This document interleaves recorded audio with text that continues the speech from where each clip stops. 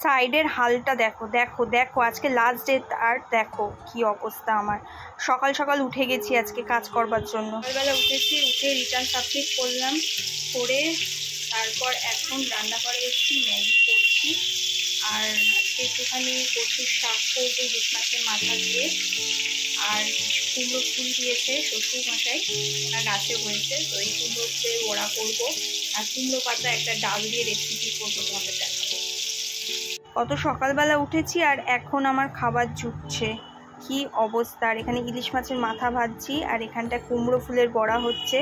অনেক রকমের আইটেম, প্রচুর শাক হয়ে গেছে ইলিশ মাছের মাথা দিয়ে, তারপরে কুমড়ো ফুলের বড়া হয়েছে, আরও অনেক কিছু। কুমড়ো পাতার বাটা করেছিলাম, মানে আজকে কুমড়োরই সব কিছু ম্যাক্সিমাম বলতে গেলে আজকে খাওয়া দাওয়া এই নিয়ে। আর মাছ ভাজা ছিল, কাটাপোনা মাছ। আর এখানটায় আরও যা যা বড়া ফড়া ছিল, বুঝতে পেরেছো। আর মাছের ডিম ছিল, মাছের তেল ছিল।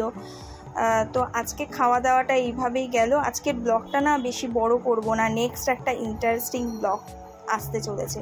আর এখানটা খাওয়া দাওয়ার পরে কিন্তু পেয়ারা কেটে দিয়েছিল, আমি খেয়ে নিলাম।